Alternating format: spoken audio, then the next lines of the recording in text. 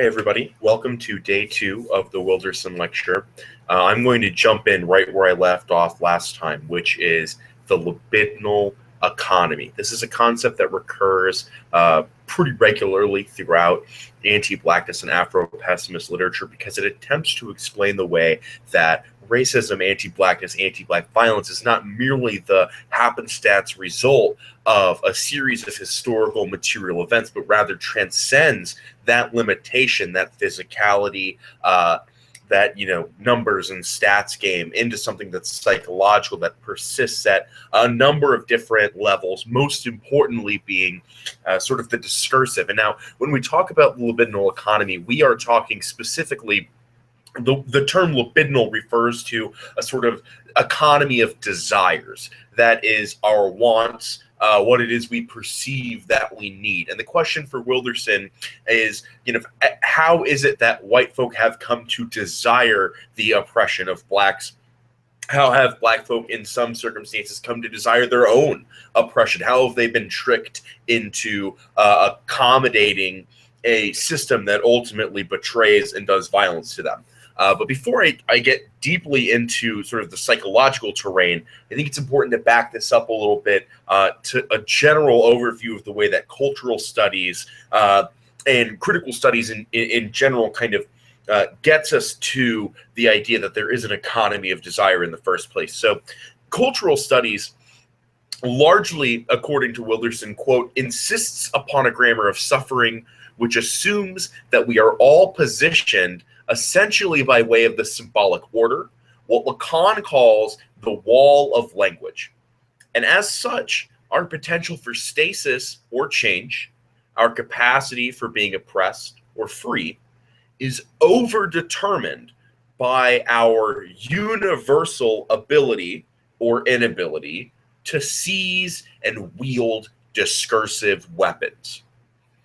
That is, we as subjects, our agency, what it is we can do in the world, according to cultural studies, critical theory, the entire collegiate educational enterprise, the entire political arena, insists that our ability to be in the world in some fashion or another boils down to the discursive, the communicative, the linguistic, because it is that terrain through which civil discussions occur, right? In a civil society, we have agonism that occurs through words. We have competitions for power that are peaceful and occur through language. Now, I'm not talking about dirty words here, not like singular individual 4 to 10 letter words. I'm talking about an entire process of communication, both in the sense of kind of the choices that are proffered to us, the debates that people have, the subjects that are highlighted and emphasized discursively inside of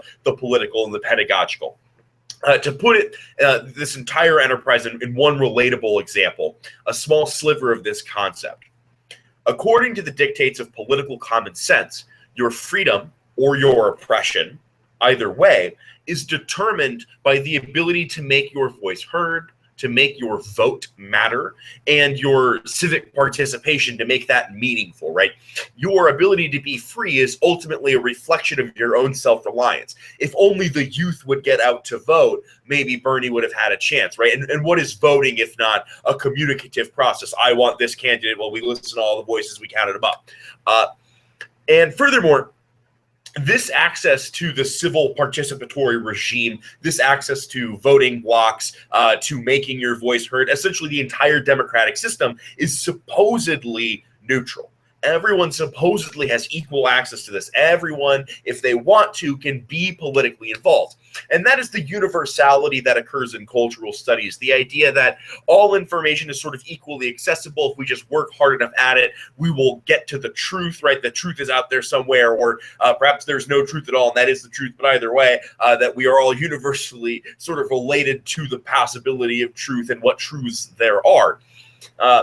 And the meaningful takeaway here, though, is that in either of these regimes, everyone supposedly has equal access. But all of these regimes are mediated through sort of communicative elements. And this democracy example is very much the political version of cultural studies, which proves that this sort of indictment of cultural studies applies to the political process that, say, a normal plan reading AF would engage in, right?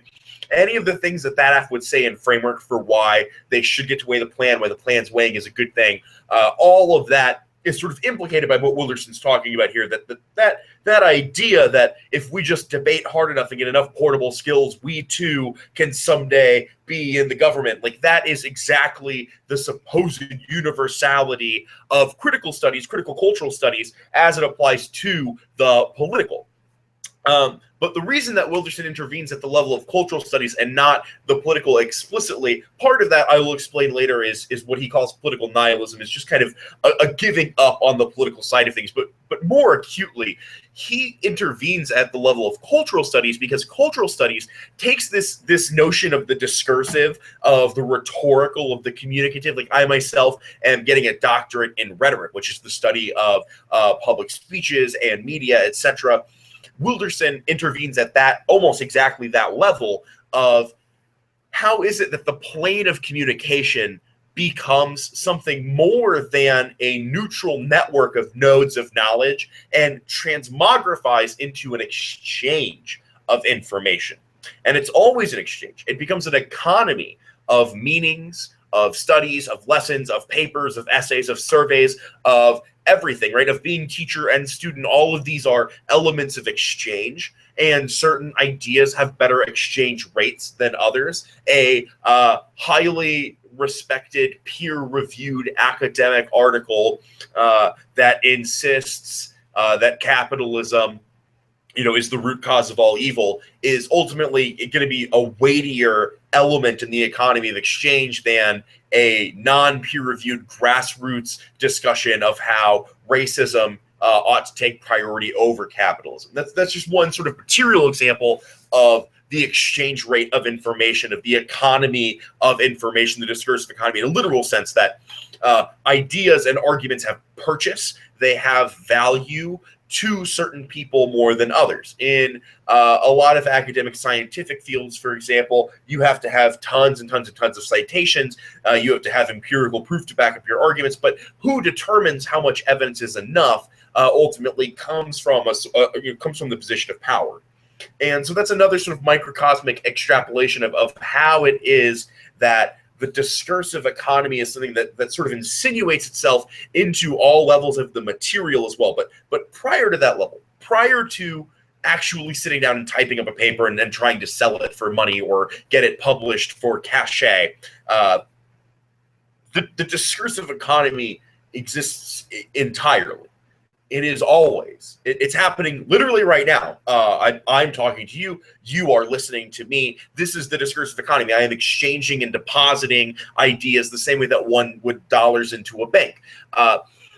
This is essentially, you've ever heard the phrase an exchange of words.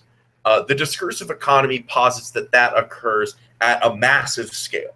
And it is that discursive economy, according to Lacan, which is the starting point of being, of subjects. Now, Jacques Lacan's argument is that there is this discursive terrain, there is this discursive exchange, and we are alienated within it, in the sense that we do not have a full grasp on all of it. You can't. You can't know all of the discursive terrain. There is always something that will exceed your grasp. You could think of a million different examples of this. Like, there are entire books that you have never read or will ever read, which indicates, right, there's some element of the discursive that's outside of your capacity. But also that there are languages you can't speak. There are concepts you don't understand. That if someone were to speak like high-level quantum physics at you, even if you could understand each of the individual words they were saying as a string of things, it wouldn't make any sense. All of these are sort of minor examples of alienation, but more intrinsically, your being is alienated through the discursive economy. How you come to understand yourself occurs through this alienation. It happens as part of separating from your parents and realizing that you are distinct from them. When you first realize that you are not one singular massive being, as theorized by Lacan, this is kind of the formation of the subject. When you recognize that you have your own hungers, your own wants, your own needs, eventually you like see yourself in a mirror, and it really freaks you out to know that like you inhabit a body, and what, whether or not that's all true is kind of irrelevant. What is relevant though is that your subjectivity at some point or another is, and then continues to be. And it continues to be along certain axes that are produced and shaped and distributed according to the discursive economy, the same way that a set of freight trucks distributes goods across a physical material economy. Your subjectivity, your being, what we would call ontology, is situated and dispersed, distributed and organized, all according to kind of the principles of the discursive market. The market of signs, the exchange of discursive information. And for Lacan, this is formative to being, because it situates your being is essentially a recognition of this alienation, and then placing yourself kind of within a broader relationship to that violence, to that exclusion. And part of being then is the negotiation of that violence, recognizing that at some point it's inevitable, being able to pick what violence you will and will not live with. That is also the basis of agency. Your agency is first and foremost the ability to subjectivize yourself, to have some kind of input on your own being and your own subjectivity by mediating these sorts of exchanges that occur on the discursive terrain.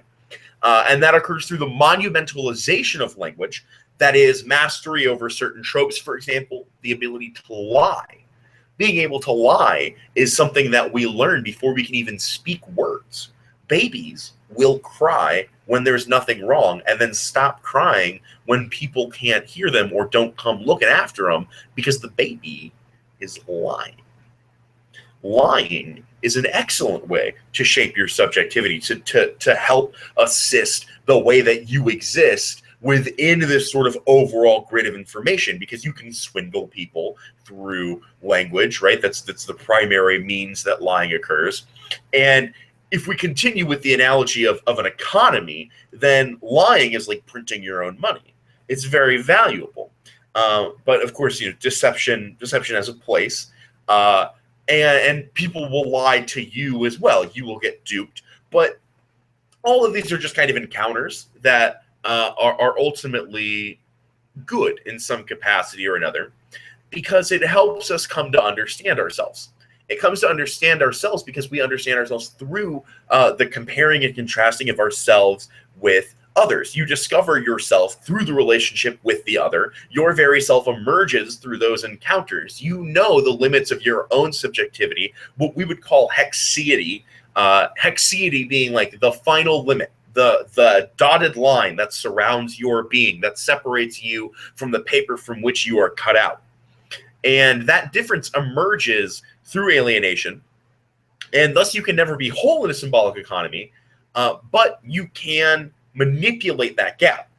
And because language mediates our encounters, because that gap exists, and because we're pushing and pulling against it, it means that the way that we speak, what we speak about, the topics of language, the political common sense, the representations of movies and media, all of this contributes to subjectivity. Therefore, one could say that subjectivity is discursive becoming. It is a movement of being that occurs linguistically. And the discursive terrain, unfortunately, is white. It is dominated by whiteness, and therefore it is a priori alienating to blackness. This is not a discourse shapes reality argument or a reps argument in the way that one would read, like, you said nuclear war, that's scary, scaring us is bad. This is not that discursive plane in terms of debate, but rather that because all of it is that you are, right, your being, comes from relationships and mediations that occur on this discursive terrain. Well, when the discursive terrain is normatively white, when everyone just assumes the discursive terrain is white, right, because white is normal, white is the established, accepted, assumed, it means that blackness occurs in that plane always already completely alienated. not in relationality, but through the absence of relationality. And this is the point of intervention for Wilderson. So Wilderson says, this discursive terrain produces our desires as part of our subjectivity. It creates a libidinal economy, the exchange of desire in exchange for other things, but also, mostly just kind of as the result of how language shapes our being, so too does it shape desire. But what Lacan's model can't explain, where it is limited, is in the consideration of blackness, which doesn't have relationality or alienation in the sense that whiteness does, which is, a gap, but rather a fissure, an endless space between blackness and otherness, because blackness cannot associate amongst the terrain of whiteness, that at a very linguistic level, it is difficult to create a black subject, an authentic black being, because it is always under assailment, it is always under attack from the normalizing apparatus of whiteness. The terrain of whiteness is ever whitening. We can recall our discussion of civil society and the way that blackness is alienated from it, and because civil society has kind of a dialectic of you have to talk this certain way or you're not civil. Right? You have to look and act and participate in certain fashions, or you're not civil.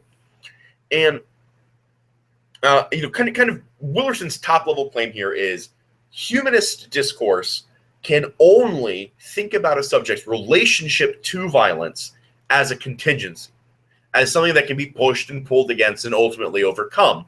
It can't think of that as a matrix that positions the subject. Right? What if instead of violence being something that just occurs to you wantonly, it is the thing that positions who you are and where you are and how you are and everything else about you, which is the violence of anti-blackness? Well, this kind of throws a monkey wrench into Lacanian metaphysics and Lacanian understandings of being that largely have trickled throughout the academy, which assert that if you just learn enough and talk enough and do well enough, eventually you can overcome those gaps. What if instead the assumption was that the black relationship to violence was a matrix that positioned that subject without freedom, with unfreedom, with no agency and entirely dispossessed, because there is no agency when your game piece doesn't fit on the board. When being is constructed through a white discursiveness, and it is whiteness that is monumental and is dominant in that discursive plane, there is no space for blackness to run or hide or change. It can only exist as outlier, as something to be excluded. When I say that civil society creates a dialectic, I mean that civility doesn't exist by itself. You can't buy a civility, not even on eBay. You can't build a civility. You can't, if you had one, you couldn't put it in your pocket. And that's because civility only exists in contrast to incivility, to the uncivilized. The civilized and the uncivilized must exist together on a sort of continuum. They can't exist one without the other. And consistently, what is civil is sort of finely tuned to be that which excludes the radicality of otherness. Right? It is a normalizing sort of system that says, hey, if you're super crazy, you're not civil, right? Like if you throw yourself on a funeral pyre when your husband dies, you're not civil, you're uncivilized. If you talk in a certain way with like a certain accent, which that people would call like ebonics, you're uncivilized. If you use violence to resolve an issue instead of the normative, universally accessible democratic system, you're uncivilized. So civil society is always normalizing this sense, always closing in the gaps, because once everyone is like mostly civilized as a concept can only exist by tightening its parameters, by finding more and more things that are now allowed to be classified as uncivilized. And so in that sense, whiteness and blackness follow an identical dialectic. That whiteness is what is civilized, blackness is what is uncivilized. But more importantly, like, there's no such thing as a white person if there isn't a non-white person. In the same sense that we don't, like, you wouldn't create that category, it just wouldn't exist. And so whiteness and white as social status, white as being, white as a human, white as an ontology, comes into being through its encounter with blackness, which means that before the discursive terrain was white, the discursive terrain just was, and there was no conceit of race. But once blackness has entered the picture, the terrain becomes white. Whiteness colonizes it for the exclusive purpose of having something that creates a sort of civilized, uncivilized dialectic, literally through the ability of the slave to speak English. And I can prove this by saying this. The slaves didn't teach the colonizers African. The colonizers taught the slaves, I guess, like English or French or whatever, right? It literally monopolized the terrain of language. And then for hundreds of years, slaves were kept illiterate. They were not allowed. They were not their discursive economy because that's a form of power. And so that's like a naked, blatantly obvious example of exclusion through that discursive terrain. But we can figure out how that operates now through the policing of emotion, through the demands for decorum and respectability and discussions, etc. All of that sort of proves that whiteness and the terrain of whiteness exists and is celebrated as civility, but it can't exist without blackness. And that's kind of what's really important for Wilderson, and that's what introduces the sort of psychological need of whiteness to prey upon blackness, which finally means we have gotten to the libidinal economy. The libidinal economy is to say that whiteness is parasitic on blackness, that there is an inherent desire in whiteness to colonize and demonstrate power over and destroy blackness. That a great example of this is white people in poverty are statistically much happier than black people in poverty. And it's theorized that a large reason that's the case is because white folks who are really poor can look at black folks who are really poor and say, well, at least I'm not black. And that brings them a sort of comfort. And Wilderson describes this through a number of different films that produce what he calls fungibility. The fungibility of the black body is the ability of whites to make of it what they will. One example of this, and I think the most prominent, is the ability of whites to psychically possess, not like a zombie, but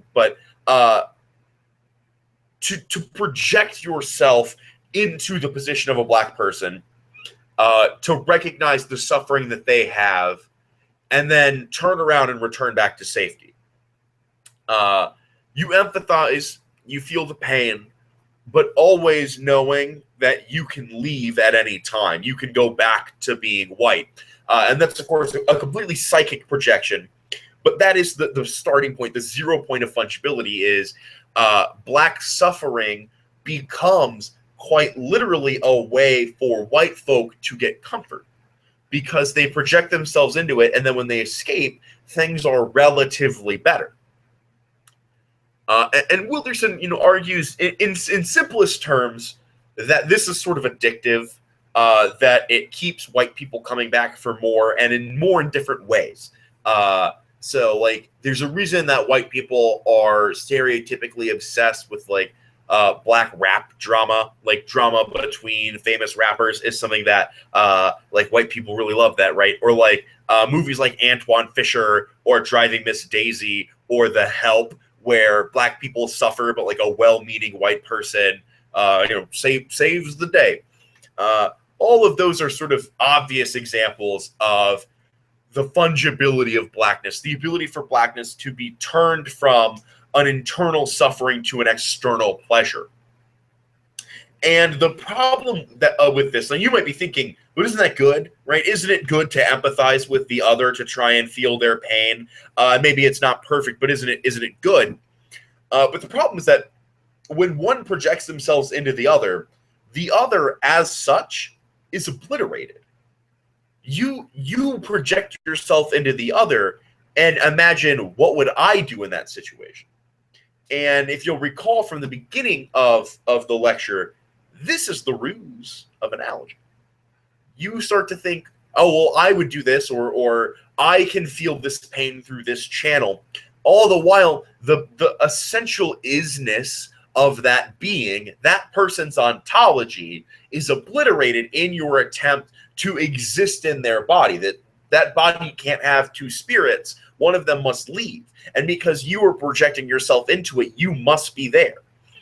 Which means that empathy is double-edged, as Hartman would say, because it makes the other suffering one's own, but this suffering is occluded by the other's obliteration, that the other doesn't get to coexist, like the other doesn't get to swap with you. This isn't a science experiment gone wrong, that when you project yourself into the other, that other person's real fears and real pain ultimately goes by the wayside. It can only be interpreted insofar as you can sort of bodily, personally interpret it. And if you are not Black, see part 1 of the lecture means you don't really have the ability to authentically engage in that social individual level, which is a problem that occurs inside of each individual white person as they attempt to empathize or have hatred for Blacks, and oftentimes both. Wilderson argues that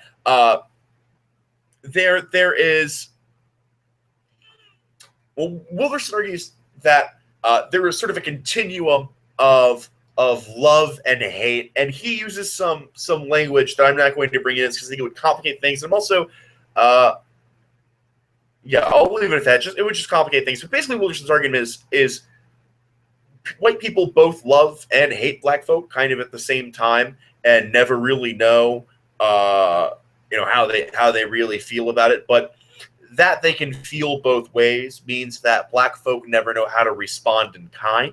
That white relationality then is, because it's implicated both by the social structure of racism and, more acutely, as we've been discussing today, the libidinal economy and the discursive terrain of whiteness, because the white relationship to Blackness is one of an empathy that is painful. It means that relationship is always conditional and unknown, which means that there is no ability for Black response. There's no ability for the Black to kind of project back at you. It is only a position of domination. It is only a relationship of overcoming. So, given this, right? Given that the problem then becomes, each individual white person has this sort of psychoses that is then magnified across all white people in the country, or perhaps even the world. That ultimately explains that the desire for Black domination is something that is, in many ways, a disease.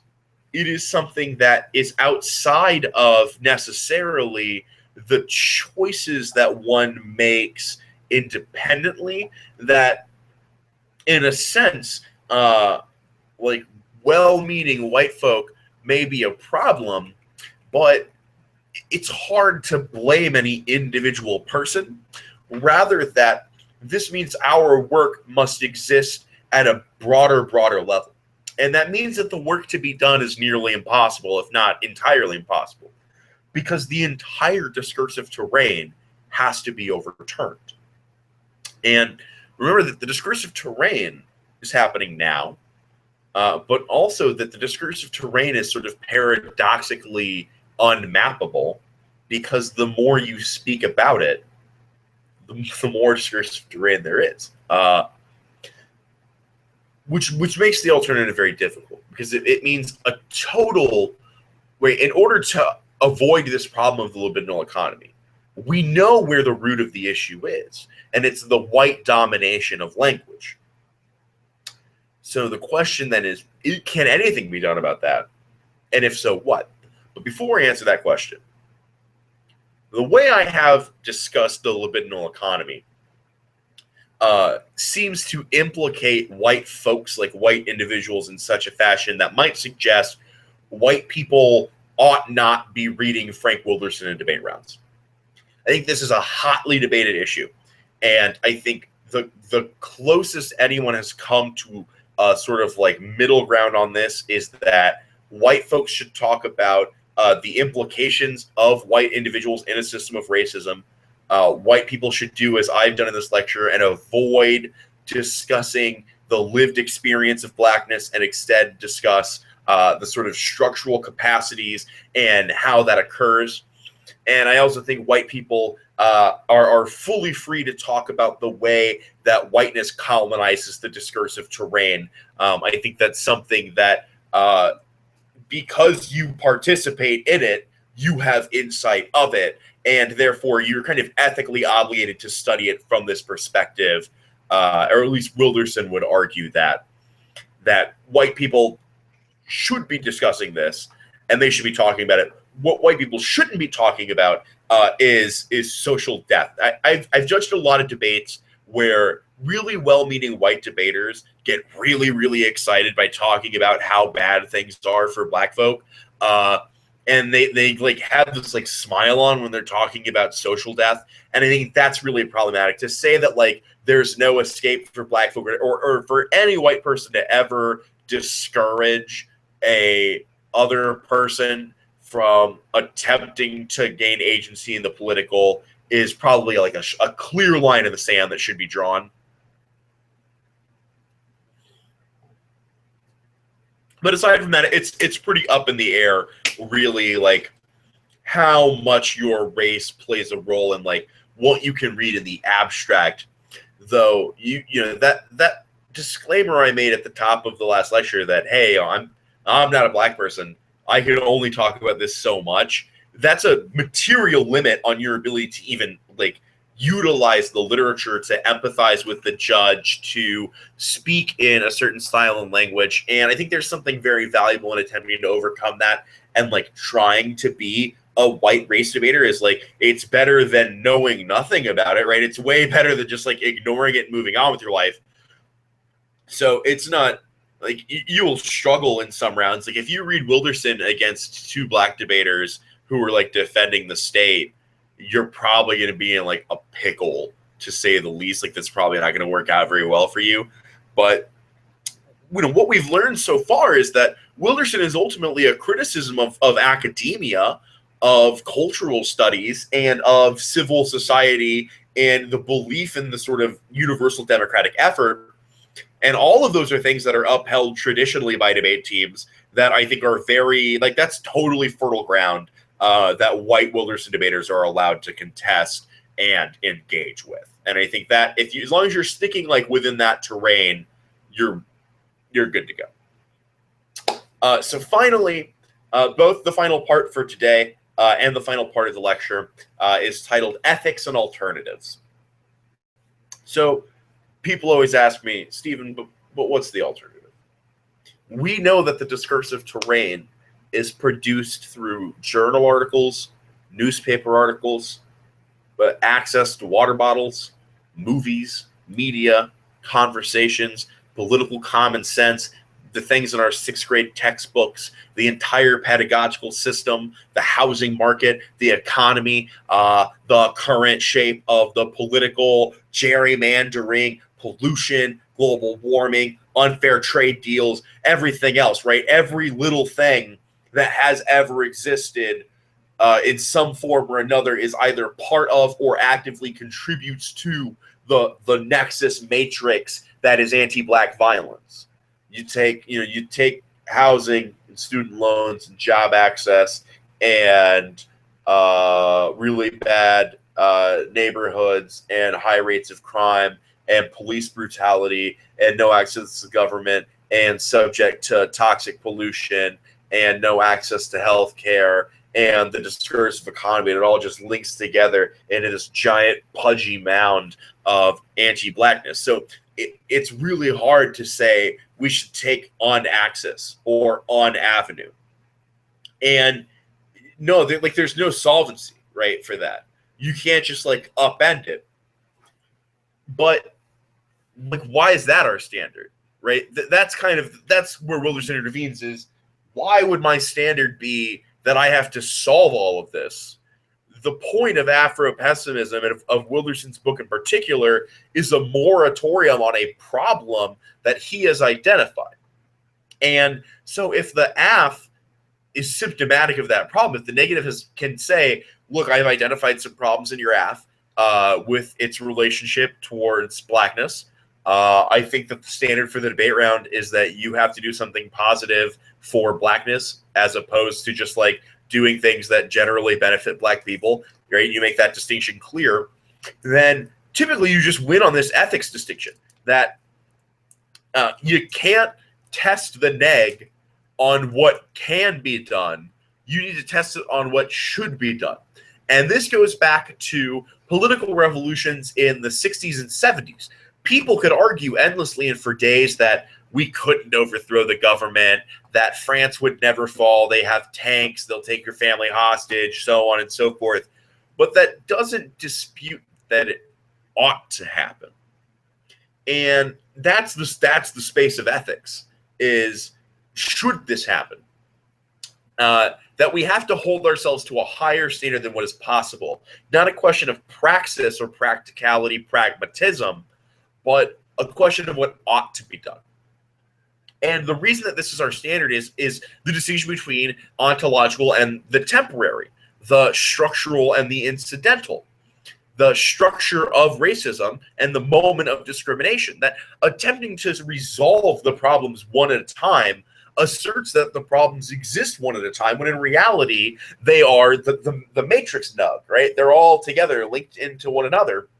And so when you try and solve the problems, like, oh, well, we'll deal with housing first, and then we'll deal with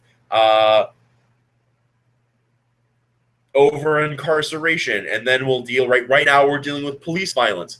Then, like, that's not bad, but that's insufficient. And the reason it's insufficient is because Wilderson is not applying himself to the political level. He is not saying, denounce all of the bills that will clean water for inner city youth. He is making an argument about where we ought to be investing ourselves psychically, psychologically, libidinally. How we need to be changing the economy of desires in a way that is significantly more beneficial to black folk. That ethics applies not just to a way of doing, but to a way of thinking.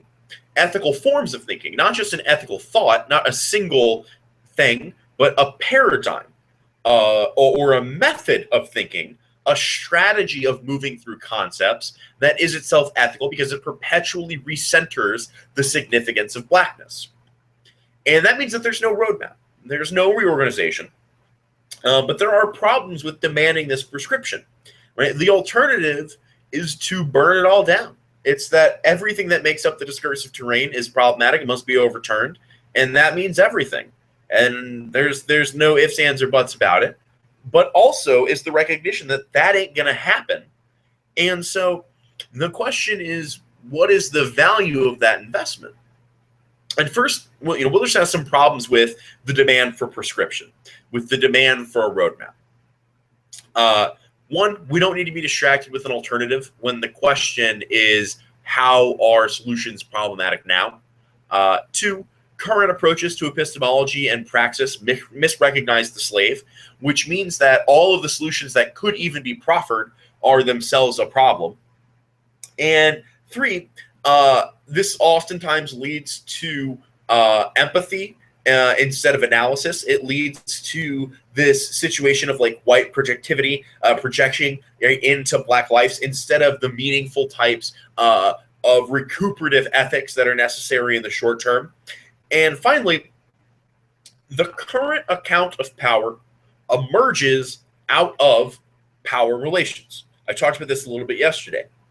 The slave-master dichotomy produces a vocabulary and an epistemic lens, a way of looking at the world, which is continually problematic, which means we can't even know what is to be done because we can't even really know what is happening already. That we can't jump into solutions until we have adequately theorized the problem, And Wilderson recognizes the limitations of his own study and says that even he has not fully understood the problem. If there was a journal of Wildersonian studies, one of the things that would happen monthly or quarterly is that people would be examining and describing and getting intimate details with other different problems that can kind of exacerbate anti-Black violence. So, all of these are reasons why we can't just say, like, here's a 12-step program that's going to solve racism, because that's not a thing that's possible. But what is possible is what Calvin Warren calls spiritual hope, which is that Black folks have no business wasting their time through the political. That Warren argues, and I think Wilderson would agree, because Warren cites Wilderson, that the problem of Blackness is that in the drafting of the Constitution, Black folks were 3/5 of a person, and that missing 2/5 has yet to be regranted. That is what is missing so that Black folk can re-enter civil society to get social life. It is the sort of dirty remainder of politics, though, because it's never happened. It's never gotten there. Through hundreds of years of political movements, it still has not occurred. And Jared Sexton, another sort of person who interacts with Wilderson a lot, argues that another problem with this is that the political maintains what he calls sameness through permutation. It makes things look a little bit differently. It gives some sort of surface level gifts up to the dispossessed, ultimately so that it can maintain broader structures of power. This is, again, the example of helping someone, helping a person who is Black instead of helping a person with the problems of Blackness, right? Solutions that might incidentally help Black folk but also help other folk aren't very helpful if the power gap is consistently widening, because it's that power gap has to shrink, right? That's what's necessary for Blackness to kind of overcome some of the problems that are occurring in the status quo, the types of violence that are continually keeping Black folk down. So spiritual hope, then, is an individuated sort of celebration of Black life, of recognizing the possibility and the beauty and the choices of Black life within Black social death. This is definitely something that, like, I guess, like, white people could advocate it, but you wouldn't. I don't know why you would win for that, because you're not Black, so, like, you can't celebrate your own excellence. But what you can do is argue that that is a method of sort of, like, organizing locally. It's a way of, like, community building, of using things like social programs that are within your reach to sort of organize people in a sort of compassionate way that moves outside of the state, outside of the government. And that's largely a discussion for another time. But I think that's the closest that anyone in this literature base comes to a praxis-based alternative of, like, what do we do with people? How do we extrapolate this onto others? I think Wilderson's alternative in and of itself, as it exists in the epilogue, is to not have an alternative. I think that his criticism, too many alternatives, impact, too many alternatives, overlooks that we have just distanced ourselves from the problem. Alternative is to have no more alternatives, right? If the link is, normally the link is like, you said really bad stuff about war. Saying bad stuff about war makes war happen. Alternative, stop saying bad stuff about war. The same pattern emerges with Wilderson. The link is that there are too many alternatives, too many solutions, and all of them have mistheorized the problem. And because people run so quickly to those solutions, we're just getting further and further away from like a good understanding of the problem. So that his alternative can't be another solution, right? His alternative has to therefore be no more alternatives. It has to be a moratorium on solutions. That's the solution. And so it's a little ironic, and a little folds in back on itself, but it's at least consistent. And it also happens to be the place where the debate happens. Because some very qualified and good authors who have taken up Wilderson and the Afro-Pessimists say, yeah, that's maybe not so good.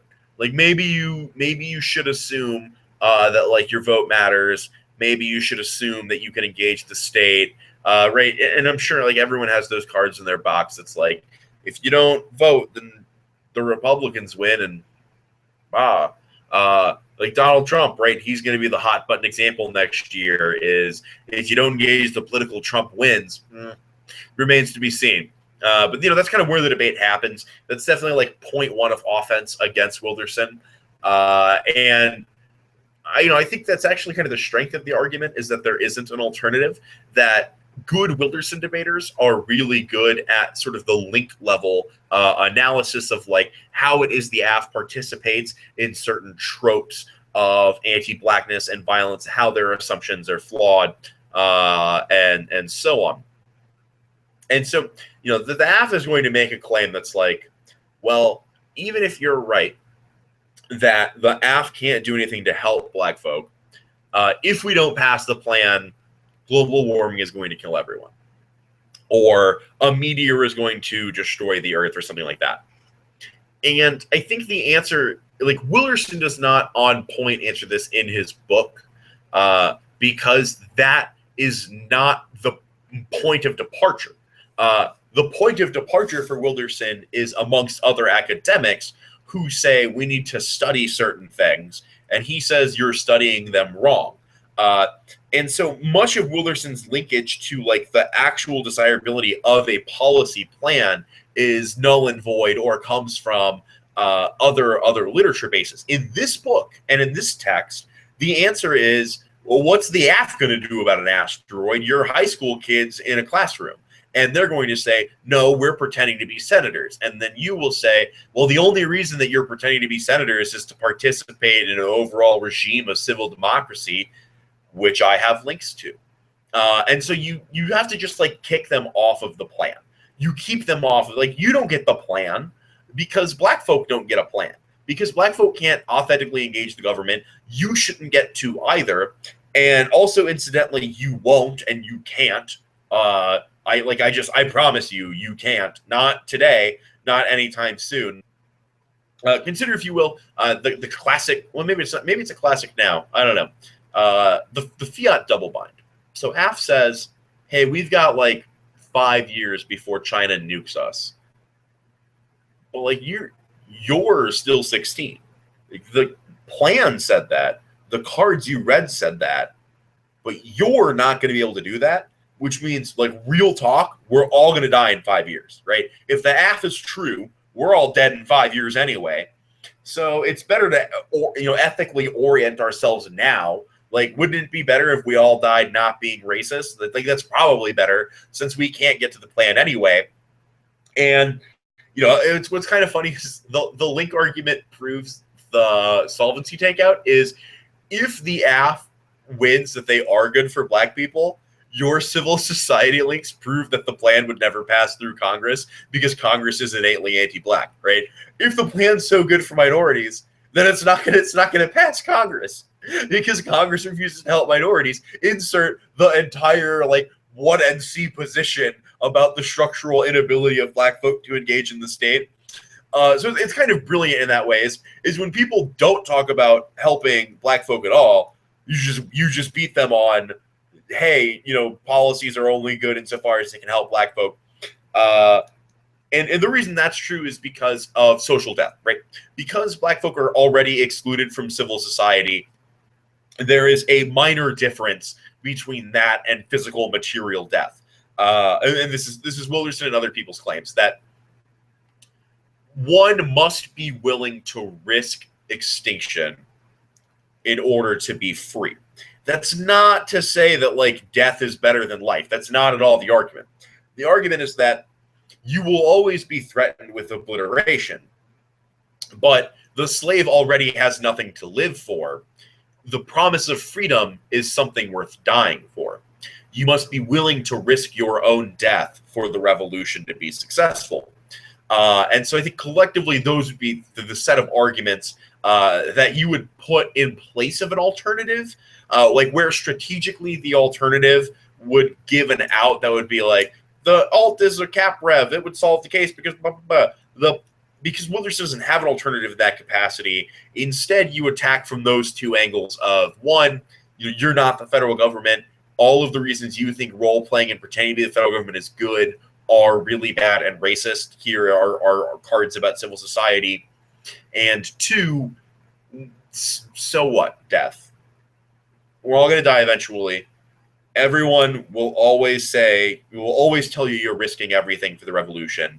And if you're not willing to die for your freedom, then you're not really being ethical.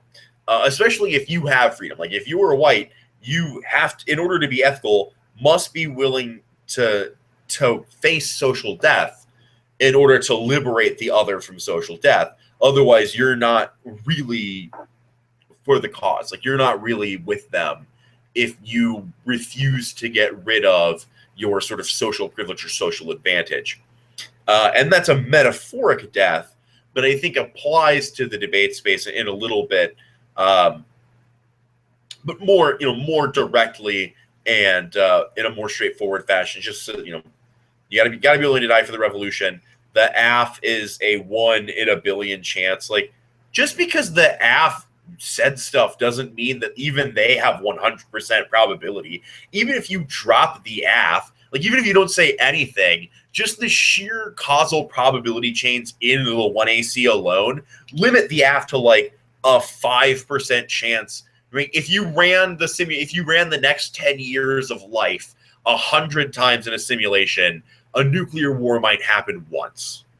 And so like that's what the AF has really when it comes to extinction. And that's just like before I even talk about any of the details of your evidence, or I make internal link chain like defense claims, or I read a counter plan or like a root cause argument. Like the AF basically doesn't exist.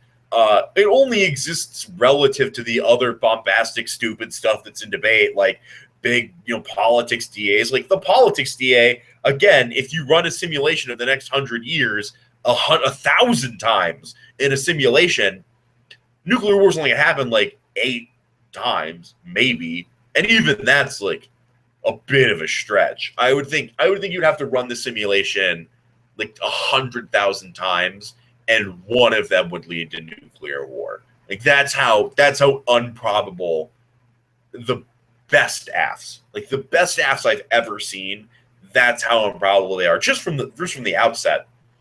And so this is just like analytic defense that makes the AF's claims look kind of silly, right? We can't stop everything we're at racism, because if we're not racist now, there's a 1 in 1,000 chance we all might die. Well, there's a 1 in a billion chance that I'll kill you if you're a racist. Right? Like my dad is an engineer. My mom is really good metallurgist. Like I'll build a nuclear weapon and kill you if you're racist. How about that? Right? There's not anywhere. Here's the limit. What percentage risk of extinction is so little that we can stop being racist now? A billion people will die essentially as a result of combined efforts, loss of housing, unequal access to jobs, poor health, fog, gang violence, the machinations of poverty, the prison system. You might as well consider that a death. The millions and millions of people who die in Africa as a result of continued colonization. All of that death that systematically happens means you have to have like a 1 in 1,000 chance that there's a trade-off between the plan and the alternative for the plan to be more desirable. But still, remember that we shouldn't even get to that point. You shouldn't even have to get to the point where you're talking about the plan, because they're not the government. And so the first question is it even worth pursuing that academically? Is it worth debating about it? Is it worth cutting cards about it? Is it worth even thinking about? And that's kind of like a lot of chapter 1 and chapter 2 gets at, which is a criticism of that attempt to even access civil society. So overall, that's pretty much Wilderson. That's not all of Afro-pessimism. That's not all of black nihilism, but that is red, white, and black, which I think is the foundation of a lot of these types of arguments. And most other arguments in identity politics are starting to look a lot like this. They cover a lot of the same ground, and so you can use these notes and kind of separate them into sort of like understanding blocks. Not something you would read in a debate, but you might have a section that's like the libidinal economy. Here's everything I know about that. Here's everything I know about ethics, and here's everything I know about the housing market. And you just like know some stuff now. You're significantly more better equipped to engage in other identity politics discussions. You now should have a basic vocabulary that will equip you well enough to do your readings in the future. As always, if you have any questions about anything that occurred in last night's or tonight's lectures, you should bump one of the threads on the Google group and feel free to send it out. I think almost everyone working at camp this year is pretty well read in Wilderson, so you'll be sure to get a lot of great answers. Thank you, everyone, for watching. I've been great.